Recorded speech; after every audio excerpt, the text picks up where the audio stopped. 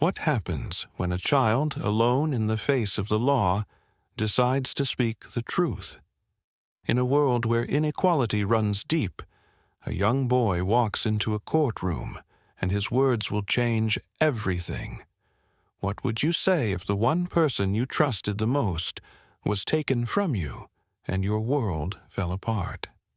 In the cold, sterile atmosphere of the courtroom, a young black boy stands alone, trembling slightly under the weight of the moment.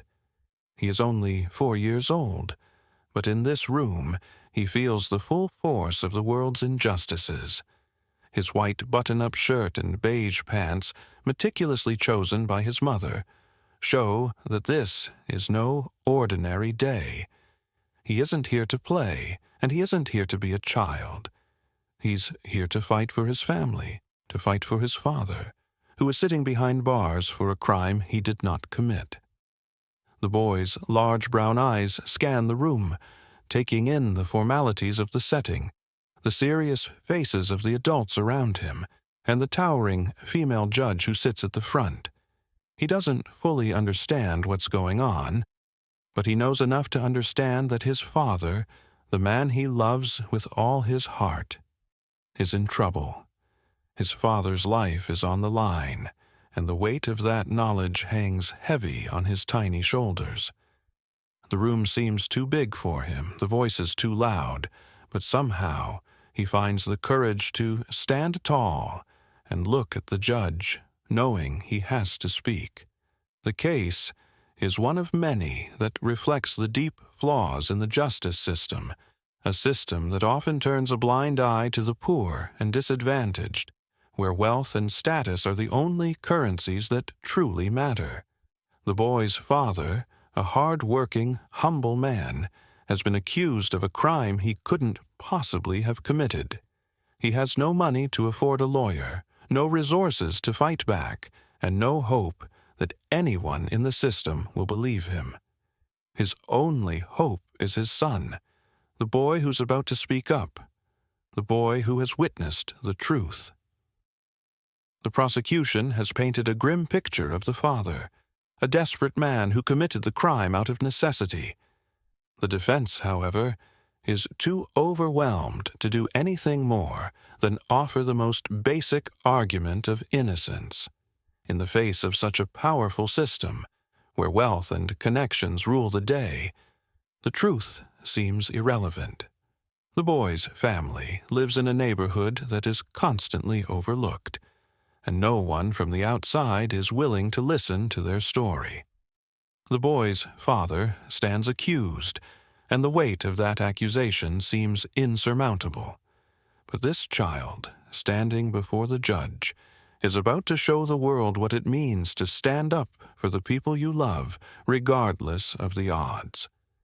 As the boy is called to the stand, he shuffles forward, his small feet hesitating on the cold floor. His hand grips the edge of the podium, but his voice is unwavering. The judge, who has seen countless children testify before her, raises an eyebrow. How could this young child, so small, so fragile, speak to the truth of what happened? But there is something about the way he looks at her, the sincerity in his eyes, that makes her pause. His words come slowly at first, his voice barely more than a whisper. But each word carries the weight of his love for his father, his sense of justice, and his unshakable belief that the truth will come out. "Please, ma'am," the boy says, looking up at the judge with big, earnest eyes.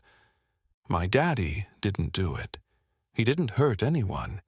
He was just trying to help. He's good. He's not a bad man."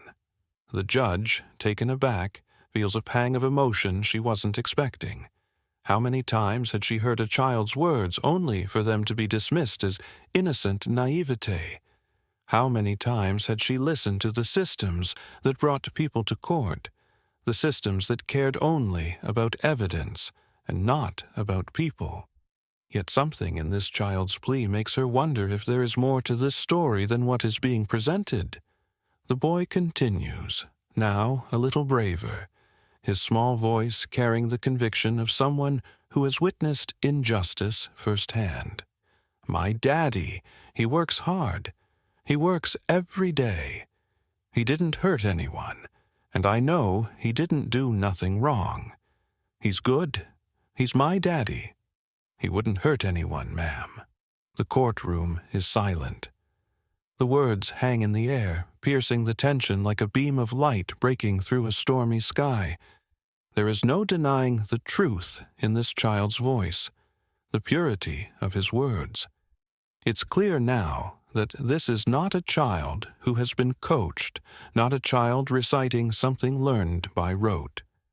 This is a boy whose heart has been broken by the accusations against his father, and whose love for him is so deep that he is willing to stand up to an entire system to protect him. The judge shifts uncomfortably in her seat. She had seen countless cases, heard countless testimonies, but something about this child's courage, about the innocence in his eyes, makes her question everything she thought she knew about justice. How could she dismiss his words? How could anyone in this room continue to pretend that wealth and status were more important than truth? The boy's words don't just challenge the court. They challenge the very foundations of a system that often sees people like his father as disposable. In his innocence, the boy has opened a door to a truth that cannot be ignored. The system is broken, and it is the voices of the vulnerable, the voices of those who are too often overlooked, that can expose the deepest flaws of all. As the boy finishes speaking, his eyes never leave the judge's face. There is no fear in him now, only a quiet determination. His heart may be heavy with the knowledge that his father's fate is still uncertain, but in that moment he has done what he needed to do. He has told the truth. And in doing so, he has given everyone in that room the chance to finally see it. The judge looks around the courtroom, her eyes meeting those of the attorneys, the prosecutors, and the defense. The weight of the boy's words settles over the room, and for the first time, it seems that justice might finally have a chance to prevail. The boy's life, though short, has been shaped by struggle. Growing up in a neighborhood where crime lurks on every corner and poverty is the only constant, he has learned that survival is not just about food, shelter, and safety, but about resilience. His family doesn't have much, but they have each other. And for him, that's been enough. His father, a man of quiet strength, is his world. The boy looks up to him in a way that only a child could. A hero who makes everything better with just a smile, or a reassuring word. His father works long hours, laboring in a job that demands everything from him yet gives little in return. Despite the grueling hours and the physical toll, he never complains. The boy's father carries the weight of his family's well-being on his shoulders, but he does it with pride and without hesitation. The boy's life, as hard as it may have been at times, is filled with love, laughter, and warmth. His father's love is the anchor that keeps him steady in a world that often seems indifferent to their struggles. But the world has a way of taking from people like them, and that's exactly what happens when the boy's father is wrongfully accused of a crime he didn't commit. The accusation comes without warning, a charge based on nothing but suspicion and prejudice. His father, who has worked tirelessly to build an honest life, finds himself thrown into a nightmare he couldn't have prepared for. In an instant, the family's world crumbles. The boy's father, a man who has always tried to do right, is now forced to prove his innocence in a system that is built to favor the wealthy and powerful.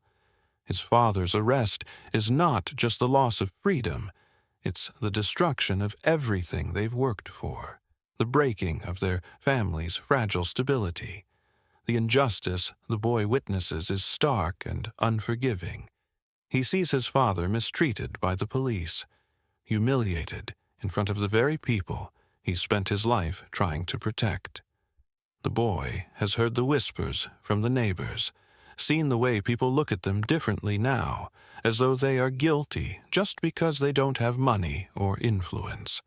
The justice system, it seems, is a machine that's rigged against people like them. His father, with no lawyer to defend him, faces a system stacked with prejudice. And the boy, who doesn't yet fully understand the complexity of the world, feels the sting of that unfairness in his bones. Yet, despite the overwhelming weight of injustice that presses down on their family, the boy's father remains resolute. In the face of it all, he refuses to let the system break him. He teaches his son, in small ways, the importance of doing what's right, of holding on to hope, even when it feels impossible. The boy watches his father, broken yet unbowed, and learns the most important lesson of all. Courage is not the absence of fear, but the willingness to stand up in the face of it. His father's calm demeanor in the face of such overwhelming odds serves as a reminder that no matter how hard life gets, the fight for what's right is always worth it. For the boy, his father's struggle becomes his own. As he watches his father face the legal system with dignity, even when it seems to have already passed judgment on him, the boy grows increasingly aware of the injustices around him. He learns that in a world where truth can be distorted and the powerful often walk away unscathed, the only weapon he has is the truth. No matter how small he is, no matter how much the system wants to ignore his voice. In this time of great uncertainty, the boy understands that he cannot fix the system on his own, but he also realizes that he must stand up for his father. He has seen his father endure so much already, but it is now up to him to do whatever he can to help. The boy's belief in justice is firm, and as the case moves forward, he feels a growing determination to ensure his father's voice is heard. In a world where power, money, and influence seem to reign, the boy understands the harsh reality. The poor don't stand a chance unless they speak up, unless they fight back. Though the boy doesn't fully understand the ins and outs of the court system, he knows this much. His father is innocent, and that's enough. He knows that even if it feels like the world is against them, he cannot let injustice stand. He must be brave, just as his father has always been. It is this understanding, this quiet strength, that drives him to step into the courtroom, to speak out, to change everything. His love for his father is his motivation, and his belief in justice is what will carry him through. As he stands in front of the judge, dressed in his white button-up shirt and beige pants, the boy's fear is palpable. But so is his determination. He has seen the strength in his father, and now it is his turn to show the world that truth, courage, and love can stand tall against the weight of a broken system. The boy, though small in stature, holds the weight of his family's future on his tiny shoulders. But he is not afraid. He will speak, and the truth will be heard. No matter how hard the world tries to silence him, he knows that his father is innocent, and he will do everything in his power to prove it. The courtroom was a place of sterile formality, the kind of place where rules and procedures ruled over every action, every word. But as the small boy entered, the atmosphere seemed to shift, almost imperceptibly at first, as though the walls themselves were unsure of what would happen next. He was only a child, no older than 6, but his presence seemed to occupy the entire room. Dressed in a white button-up shirt and beige pants, he looked far more serious than anyone might have expected. His hands were small and trembling, his little face drawn with a mix of fear and determination. Yet in his eyes there was something else, a quiet fire, a fierce love for the man who had always been there for him. His father, the man who had raised him with nothing but hope, was now facing the unthinkable. The boy's father, a man who had worked tirelessly and honestly all his life, was accused of something he didn't do. But the boy knew the truth, and today, despite being only a child, he was about to make that truth known to everyone. As he walked down the aisle of the courtroom, the murmurs of the adults in the room quieted. The boy's small, unsteady steps echoed in the space, and all eyes followed him. Lawyers, witnesses, and even the judge, a woman of sharp mind and stoic demeanor, watched him closely. They had expected a grown man to speak, to stand up for the accused, but no one had anticipated this. The boy, standing alone, seemed so out of place. Yet in that moment, he also seemed to belong in this space more than anyone else. His words, though simple and raw, had the power to shift the scales of justice itself. But no one yet understood that. He reached the witness stand and climbed up with some difficulty, his small legs barely reaching the edge of the seat. His eyes remained fixed on his father, sitting in the defendant's chair, looking tired but unbroken. The boy's heart ached as he looked at him. His father had been through so much already, and now this. The weight of the world seemed to hang over them both, but the boy's gaze was steady, as though his mind had already made up its own decision. He would not let his father down. The room fell into an unnatural silence, as the boy, standing small before the judge, looked up at her. Her face was one of professionalism and authority. But the boy wasn't intimidated. He had seen authority in his life before, and he had learned to look it in the eye. But now, with everything at stake, it felt like the boy was the one who held the power. He swallowed hard, his throat tight, but he had a question to ask, one that had been burning in his mind ever since his father's arrest. If my dad was rich, would he still be in trouble? The boy's voice trembled, but it carried an innocence so pure that it struck everyone in the room like a punch to the gut. The words fell into the silence like an accusation. They weren't just words. They were the question that cut through the layers of bureaucracy, the systems that had failed his father, and the prejudices that defined the world they lived in. His question wasn't a legal one.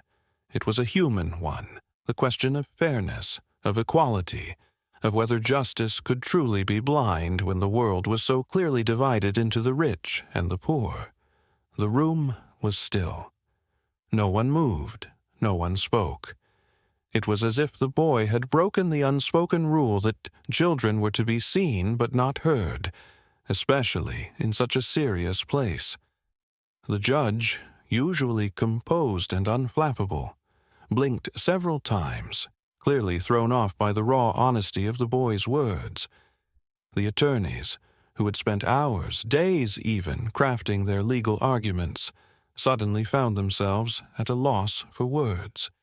The spectators, some of whom had been shaking their heads in disbelief at the case against the boy's father, now sat in stunned silence. The boy's question hung in the air, unanswered and unresolved. The judge looked down at him, her lips pressed tightly together, trying to maintain control of the proceedings. The words were simple, childlike even, yet they had the power to challenge everything the court had been built on. The boy wasn't asking for an explanation of the law. He was asking for a reckoning. He was asking why things had to be this way, why his father had to suffer when it seemed like others never did, simply because of how much money they had. The silence stretched, uncomfortable and thick, as the boy stood, waiting. His small hands gripped the edge of the stand, his body stiff but resolute. His eyes never left the judge's face, as though he knew deep down that his question was the beginning of something much bigger than this courtroom. He didn't need to understand all the details of the law. He only needed to know that his father was good, that he didn't deserve to be here. And now he had spoken out, using the only weapon he had, his voice. The tension in the room was palpable. It wasn't just the boy who was on trial. It was everything that had brought him here. The systems of power, the prejudice, the assumptions about people who didn't have wealth were all being questioned in that moment. The boy's courage had done something that no lawyer could have managed. It had brought the human element to the forefront of the case. In a world where so many were willing to look the other way, the boy was forcing them to face the truth. The judge cleared her throat, her stern face betraying the faintest glimmer of emotion. It was clear she hadn't expected this, but as she sat there, processing the boy's words, she knew this moment would change everything. The boy had asked a question that no one had dared ask before. No one had dared to confront the ugly truths lurking in the shadows of the case. The female judge sat back in her chair, her eyes momentarily closed, as if processing the weight of the boy's question. The room was still, the silence heavier now, laden with the weight of a truth that no one wanted to face. The boy's small form, standing bravely before her, seemed to magnify the injustice in the room. His words, though innocent and simple, had cut through the formalities of law and hit right at the heart of a much larger issue, the deep-rooted inequality that plagued the system itself. She had dealt with countless cases in her career, but this one felt different. This was no longer just a case about a crime. It was a case about the unfairness of the world, the disparity between the haves and the have-nots, and the systemic bias that influenced every decision, whether conscious or unconscious. The boy, no older than 6, stood quietly, waiting for a response. His innocent face, though filled with fear, was unyielding in its determination. His question had shaken the room, but it was clear that it had also forced people to confront something they'd preferred to ignore. The judge finally spoke, her voice soft but sincere, the weight of her words carrying a depth of understanding. "Your words are very wise for someone so young," she said, her gaze not leaving the boy. Her eyes flickered momentarily toward his father, who sat in the defendant's chair, his face a mixture of hope and anguish. The boy had spoken not just for his father, but for every person who had ever been wronged by a system that valued wealth over truth. She took another slow breath, her voice now more deliberate. "But your question is one I must think on carefully." The boy nodded, his eyes still locked on her, as if waiting for her to give him the answer he knew was true. "If my dad was rich," he repeated, "would he still be in trouble?" It wasn't just a question. It was an accusation wrapped in innocence. He wasn't speaking from a place of malice, but from the painful clarity of a child who had seen the world in its rawest form. To him, it was simple. His father was a good man, hard-working, honest, and loving. Yet because of the circumstances beyond their control, circumstances rooted in poverty, he was facing charges that seemed entirely unjust. For a moment, no one spoke. The silence was thick and oppressive, and the weight of the boy's words seemed to press down on everyone in the room. The prosecutor, who had been vehement in his case against the boy's father, shifted uncomfortably in his seat. He was a man used to dealing with legal facts, not raw emotional pleas. and the boy's question had forced him to pause, to reconsider the larger implications of his role in this trial. Was he really fighting for justice, or was he simply upholding a system that protected the interests of the powerful? The attorney representing the boy's father, a man who had been trying to defend him in the face of mounting evidence, found himself at a loss for words. The question had changed the nature of the entire case. It wasn't about guilt or innocence anymore. It was about the fairness of the system that had led to this moment. The judge's face softened as she looked down at the boy. Her usual composure was faltering, and she could feel the weight of the room's collective awareness. The boy's innocence had exposed the biases, the inequalities, and the flaws in the very system she had spent her career upholding. She cleared her throat, glancing briefly at the defense attorney, who gave a subtle nod of acknowledgement. He, too, understood that the case had shifted. This trial, which had seemed like yet another routine case of a poor man being prosecuted for a crime, was now something much deeper. This was no longer about facts and evidence alone. It was about human lives, and the system's treatment of those lives based on their social and economic status. The prosecutor, though still struggling with his own discomfort, tried to regain his composure. "This is a court of law," he said, his voice shaking slightly. "We're here to examine facts and evidence, not emotional appeals." But his words fell flat, the hesitation in his voice betraying his own uncertainty. The boy's simple question had forced everyone to confront something much larger than this courtroom. The implicit biases that shaped the justice system, the unspoken prejudices that influenced verdicts, and the systemic structures that often failed those who didn't have the privilege of wealth. The judge nodded slowly, considering the prosecutor's words but also feeling the sting of truth in the boy's question. "I understand," she said, her voice now more measured. "But we must also understand the full context of the situation. The question posed by this young boy is one that transcends the confines of this case. It's a question about fairness, and it's one that deserves to be explored." The weight of her words landed heavily in the room, and, for the first time, the judge's tone wasn't just legal or procedural. It was human. She looked down at the boy, her eyes filled with a mixture of sympathy and respect. "You've asked a question that everyone here must now consider," she continued softly.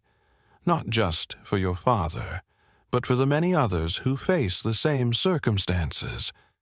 And that question is one that is bigger than any one case. It's about the fairness of a system that too often fails to protect those who need it the most." In that moment, the courtroom shifted.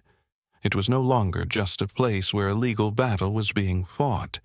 It had become a place where the very essence of justice was being questioned.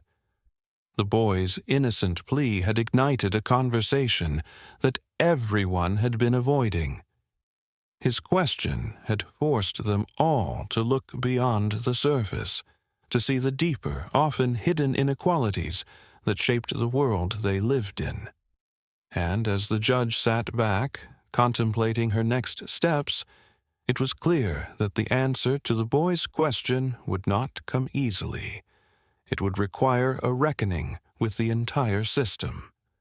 The weight of the boy's question continued to echo in the room, and the reverberations of that moment would be felt long after the case was over. The boy, his father, and everyone in that courtroom were now part of something bigger. The boy had stood up not just for his father, but for anyone who had ever been wronged by a system that valued wealth over humanity. The moment hung in the air like a fragile thread, the boy's question still echoing through the courtroom. It was a question that transcended the bounds of this case, of legal arguments and evidence. It was a question that demanded a deeper reflection. challenging the entire system that had, up until now, failed to recognize the inherent biases at its core. The boy's courage had altered the course of the trial, and in doing so, had shifted the focus from a simple legal dispute to something much more profound: the need for justice, fairness, and a system that truly protected the innocent, no matter their wealth or background. The judge, her stern demeanor now softened by the weight of the boy's plea, glanced down at the evidence before her. The room was still, but the tension was palpable. Everyone had heard the truth in the boy's words. They could not be ignored. The case had always seemed like a formality, a procedure to convict someone who didn't have the means to fight back. But now, with the boy's simple yet piercing question, it was clear that there was more to the story. There was more at stake than just the facts and figures presented by the prosecution and defense. There was a matter of fairness that needed to be addressed. After a long pause, the judge spoke, her voice calm but resolute. "I've seen enough," she said, standing to her feet. "This case will be reassessed, and the evidence will be reviewed once again." She didn't look directly at the prosecutor or the defense attorney, but her words were meant for everyone. This was not just about the case at hand. This was about the question that had been raised, the question that would not go unanswered. The courtroom buzzed with whispers, the murmur of disbelief at the turn of events rippling through the room. The boy, still standing in front of the judge, didn't fully understand what was happening, but his eyes were wide with hope. He had asked his question out of a sense of fairness, and now it seemed that his words were carrying weight. His father, who had been sitting stoically beside his lawyer, suddenly looked up, his expression a mix of cautious optimism and disbelief. He had been fighting for his freedom for so long, and now it seemed like there might actually be a chance for him to be exonerated. The judge called for a brief recess while the evidence was reviewed. The room emptied, and the boy's father stood, walking over to where his son was standing, his steps slow and heavy with the gravity of the moment. The boy looked up at him, his small face filled with uncertainty. "Is it gonna be okay, Daddy?" he asked, his voice small but filled with the same courage that had made him stand up in front of the entire courtroom just moments ago. The father knelt down, pulling his son into a tight hug. "We're gonna be all right, son," he whispered, the relief in his voice unmistakable. "We're gonna be all right." Outside the courtroom, the words the boy had spoken continued to reverberate through the halls of justice. News outlets quickly picked up the story, and before long, the boy's question had become a rallying cry for others who felt voiceless in a system that often ignored them. The boy's bravery had sparked a conversation that was long overdue. People were asking questions about wealth, privilege, and the disparity between the haves and have-nots. Was justice truly blind, or was it weighed down by bias, class, and status? Back in the courtroom, the recess ended, and the judge returned to her seat. She had spent the last several minutes reading over the evidence and consulting with her colleagues. The decision was clear, and she was ready to announce it. The room quieted, all eyes on her as she spoke again. "After reviewing the evidence, and in light of the questions raised, I find that the charges against the defendant do not hold. The case has been dismissed, and I am hereby exonerating Mr. Boy's father's name." The words fell from her mouth like a lifeline, and the relief that swept through the room was palpable. The boy's father stood up, his face breaking into a smile as he looked at his son. The courtroom erupted into applause. But the boy remained still, his eyes locked on his father. The boy's courage had not only saved his father, but had also forced the court to confront something deeper. The judge's decision marked a turning point, not just in this case, but in the way people viewed justice. It wasn't enough to follow the law blindly. There had to be a deeper understanding of what fairness truly meant. The boy's question had shown them that. As the boy's father walked towards him, their eyes met, and a sense of profound connection passed between them. The boy had fought for his family with nothing but his voice and his heart, and now they were free. "You did it," his father whispered, lifting him up into his arms. "We did it." In the days that followed, the boy's question, "If my dad was rich, would he still be in trouble?" became a topic of discussion in every corner of society. People began to see the truth that the boy had made so clear, that wealth, race, and status often dictated how people were treated by the system, regardless of their innocence. It was a call to action, a reminder that true justice meant treating everyone equally, no matter their circumstances. The boy's words didn't just change his family's life. They changed the conversation about justice, fairness, and the inequalities that pervaded society. And in doing so, they ignited a spark that would continue to burn long after the courtroom doors had closed. This story serves as a powerful reminder that justice is not just about laws or rules, but about the humanity at the heart of each case. The young boy's innocent yet piercing question cuts through the complexity of legal arguments and exposes the flaws in a system that often values wealth and status more than truth and fairness. His question, "If my dad was rich, would he still be in trouble?" speaks volumes about the inequality that many face in society, a reality that too often goes unexamined until it is confronted by someone with the courage to speak the truth. In a world where the system is supposed to protect and serve everyone equally, this child's words force us to confront the uncomfortable truth that the scales of justice are not always balanced. Wealth, privilege, and race often tip the scales in favor of those who already hold power, leaving the less fortunate to navigate a system stacked against them. The boy, through his simple but profound question, challenges us to look beyond the surface and ask ourselves, are we truly creating a society where everyone is treated equally under the law? The boy's courage not only saved his father, but also brought attention to the systemic injustices that affect countless families like his.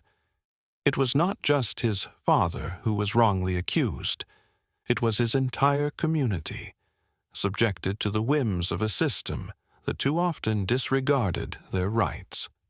The boy's bravery became a symbol of resistance against the status quo, a call to action for all of us to think critically about how our laws and systems affect the most vulnerable.